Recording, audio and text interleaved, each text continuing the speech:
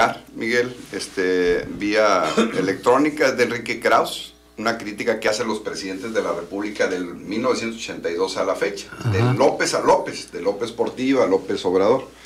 Y es interesante leer a Krauss, porque bueno, él es un heredero de Octavio Paz y Daniel Cosío Villegas. La verdad es que intelectuales en el siglo pasado, pues lamentablemente hemos tenido pocos, ¿no? O sea, muy poquitos. Entonces, ni don Daniel ni don Octavio están acá, pero bueno, pues Enrique Krauss aprendió de ellos. Él estudió ingeniero industrial en UNAM, pero finalmente se doctoró en historia. Y él colaboró con la revista Vuelta de Octavio Paz, fue también estudiante y promotor del Colegio de México, y luego hizo su editorial Clio, esa editorial que Televisa la hizo popular porque empezó a narrar pues las historias precisamente del caudillismo. Lo que hace Enrique Krauss es parcializar la historia o poderla encapsular en periodos, ¿no? Que esa es su gran aportación a la difusión del análisis del poder. A él le gusta mucho la crítica del poder y se ufana de que siempre ha criticado el poder, cuando estaba el PRI, cuando estaba el PAN y ahora que está en Morena, ¿no? Esa es su trayectoria, y en este libro de Crítica al Poder, pues hace los señalamientos de los claros oscuros que tuvieron los presidentes de 1982 a la fecha, sin pues dejar de hacer un recorrido histórico como le gusta a él del todo el siglo XIX al XX. Pero precisamente empezando con López Portillo.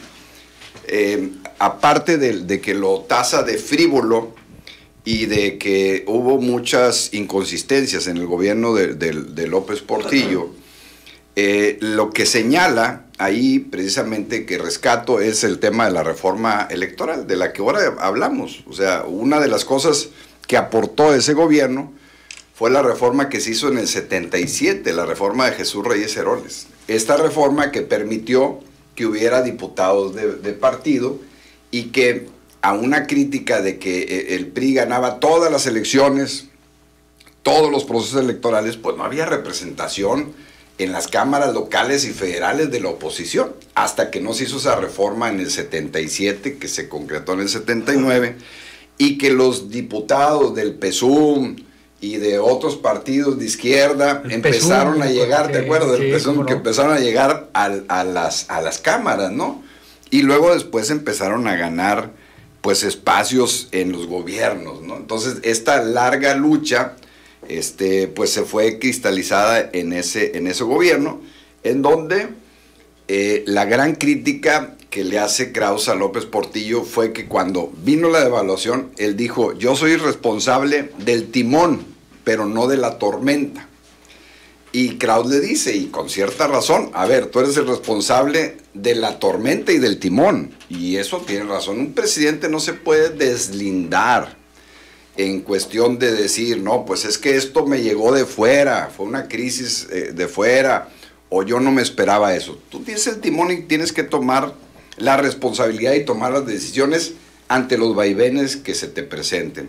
Y la verdad que es bueno, como dice Krauss, criticar al poder, porque hemos visto muchos que llegan al poder y se han tomado decisiones totalmente ilógicas. Han sido prepotentes, han sido corruptos, han sido personas que han hecho mal uso del ejercicio público, y que lo peor que puede hacer un intelectual o la sociedad o los académicos es no señalar los errores del gobierno. Se ocupa este equilibrio, y por eso, bueno, pues este libro de crítica al poder presidencial es bueno en ese sentido, ¿no? Luego viene el gobierno de la Madrid, a quien lo tasa Krauss de ser un gobernante insensible y que no cumplió pues con las expectativas en cuanto a la oportunidad que tuvo de reformar el poder. O sea, la gran crítica que le hace Krauss a de la Madrid fue precisamente eso. A ver, pudo haber hecho una transición a la democracia, o sea, darle seguimiento, y no se llegó. A de la Madrid le tocó el temblor del 85 como la gran tragedia que vivimos en México, Y la gran aportación que hizo en la parte económica fue la entrada de México al GATT. Al Acuerdo General de Aranceles y Ahí Tarifas. fue la antesala del Tratado de Libre Comercio. Eso es lo que se señala pues en este libro del periodo de Miguel de la Madrid, ¿no? Y luego viene Salinas, a quien lo tacha, lo señala como un perpetuador del poder que se quiso perpetuar y se quiso reelegir, así lo dice Krauss, ¿no? Y utiliza la figura de Luis Donaldo Colosio, que aquí en el libro Krauss narra los encuentros con Luis Donaldo, ¿no? Y lo señala como un hombre que no tiene ideas, que era muy temeroso y una persona que no se le veía una estructura pues para manejar el poder, ¿no? Un hombre bueno, pero con muchos sentimientos muy a razón de un padre de familia normal, sí. Cuando el poder, cuando se tiene que ejercer y más en esas dimensiones, pues tienes que tener astucia, frialdad, sinceridad, solidaridad, cohesión, muchas cosas, ¿no? No es fácil. Entonces lo señala y lo dice que Salinas trató de perpetuarse. Le reconoce la entrada del Tratado de Libre Comercio,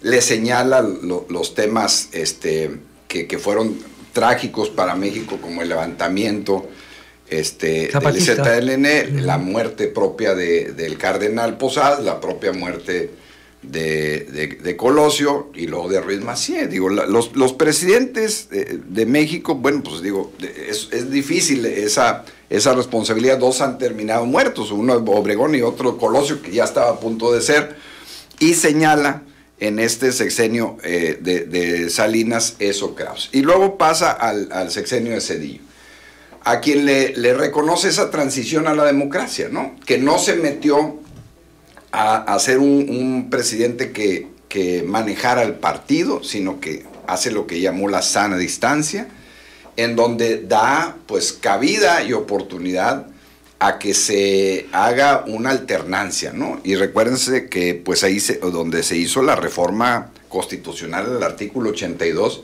donde se le quitó el candado que para ser presidente de la República tenías que ser hijo de padres nacidos en México. Se reformó el artículo 82 para que Fox pudiera llegar. Y para que no tuviera esa limitación. Y eso lo hizo Zedillo, lo hizo el PRI con su mayoría, sí, con la idea de, a ver, pues vamos a transitar y que compita, ¿no? Eso se le reconoce a Zedillo en ese sentido, en esa transición a la democracia, con la llegada primero en el 97 de Cuauhtémoc Cárdenas, que fue la primera figura pues de oposición que tenía un espacio político importante en el país, después de 70 años. Y lo que dice Krauss, que esa transición pues fue un fracaso porque llegó la frivolidad y la falta de pericia de Vicente Fox, a quien también critica, a todos los critica, ¿no? A Fox le critica precisamente esa falta de visión del país, esa falta de sensibilidad política y esa mercadotecnia pues para hacer un gobierno que realmente no dio resultados y no le dio seguimiento a la transición de la democracia. Lo que ha buscado Krauss todo el tiempo pues es que todos los partidos sean demócratas, que haya un órgano independiente, que haya crítica al poder, entonces esa es su ruta, ¿no? Por eso escribió La democracia sin adjetivos. Ese siempre ha sido su línea de investigación o su discurso todo el tiempo, ¿no? Y luego llega la crítica a Felipe Calderón, a quien le señala la mala decisión de haber atacado a los narcotraficantes sin una estrategia clara y definida, ¿no? Que nada más movió el avispero. Uh-huh. Y que pues realmente no resolvió el tema de la seguridad, de la inseguridad, pues que ya era y es lamentablemente un problema del país que no se ha resuelto. Y hace ese señalamiento a Felipe Calderón y le reconoce y cita a su papá, que fue N veces candidato a un puesto de elección popular, se llamaba Luis Hinojosa, el señor, y que nunca ganó. En esa historia de la brega de la eternidad de los panistas, de que siempre luchaban por el poder aunque no llegaban, lo reconoce ahí y le dice que vino pues con la doctrina panista más fundamentada, a diferencia de Fox, que Fox me tocó porque invitó a funcionarios, a un rector de Coahuila, que es amigo mío, cuando lo invitó de subsecretario, puso de secretario a Reyes Tamés y de subsecretario un amigo mío de Coahuila que fue rector de la universidad, y dice, me cuenta él, que le dijo a Fox, oye, presidente, pero yo no soy panista, le dijo, cuando lo invitó a ser subsecretario. Y Fox le contestó, ni yo tampoco. Entonces, es una anécdota que comparto porque él me autorizó compartirla, ¿no? Cuando lo invitó en el año 2000. Entonces no sentía ni siquiera el abrigo, o sea, lo que es la doctrina panista, ¿no? Entonces, Calderón sí, porque pues tenía de su papá esa historia, ¿no? Y le reconoce eso Kraus, y luego, bueno, pasamos al gobierno de Peña Nieto, ¿no? Que también le hace una crítica tremenda, incluso señala aquella vez que le preguntaron a Peña que qué libro leía, y dijo La silla del águila, y de Kraus, y pues obviamente no escribió, entonces él pone ahí en el libro, me adjudica un libro que yo no escribí, ¿no? Sí. Entonces, y dice que Peña terminó su sexenio en el 2014, o sea, que fue un presidente que con todas las reformas estructurales a las que él no les da el valor, porque él dice, porque Kraus se mete más en el tema democrático que en el tema financiero, económico, en el tema económico, no es su tema. Entonces dice, a mí las reformas no me interesan, yo quería que reformaras el poder para que se acabara el principal problema de este país, que es la falta de Estado de Derecho y la corrupción. Entonces no me sirvieron, y que se termina con dos hechos que pues quedaron marcados en el gobierno de Peña. La famosa Casa Blanca y el tema de Ayotzinapa. Una situación sucedía en un estado gobernado por el PRD y una frivolidad de una casa de su segunda esposa. Ahí termina la historia, y eso es lo que se acuerda la gente de Peña, y lo señala precisamente Kraus, ¿no? Y dejando, bueno, pues en la historia del imaginario colectivo, pues es muy corta, y eso se señala, ¿no? Luego viene el gobierno de López Obrador, ¿no? A quien pues señala como un dictador. Él lo describe como un dictador que se quiere perpetuar en el poder, igual que Salinas, y dice que de las políticas públicas la que le reconoce que vale la pena es el apoyo a los adultos mayores, ¿verdad? Eso es lo que le reconoce, pero dice que se ha olvidado pues de sus compromisos de campaña, de lo que promovió el tema de la democracia, y ahora que está sentado en el poder, pues monopoliza todo, no dialoga con el Congreso, no dialoga con las instituciones, y pues ha utilizado el Palacio de Gobierno como un púlpito de ataque pues a todo, ¿no? Porque pues el presidente, pues lo escuchamos, le encanta pelearse con todo el mundo, ¿no? Está pelea y señalando a sus enemigos, ¿no? Entonces, lo que le llama él adversarios, ¿no? Entonces es un libro interesante, Miguel, que no termina, porque pues todavía no termina el gobierno de López Obrador, pero yo concluyo que vale la pena porque la crítica al poder es algo que debemos de hacer, porque no es posible es sano para cualquier sociedad. Exactamente, claro, porque es parte del equilibrio, pues, y es muy sano.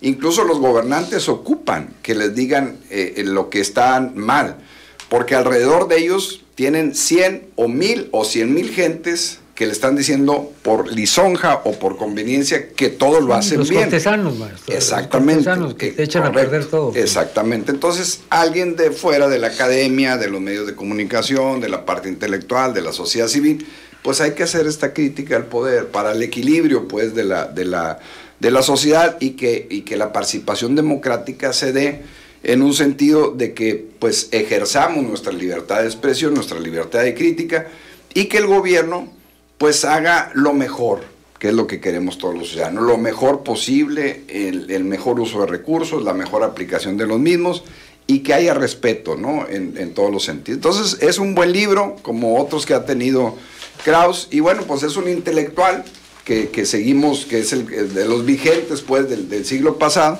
Y por eso, pues, se lo recomiendo, las lecturas de Enrique Krauss. Bien, pues muchas gracias. ¿Se llama el libro, Rami? Porque siempre nos preguntan, ¿eh? Sí, el libro se llama Crítica al Poder Presidencial, 1982-2021.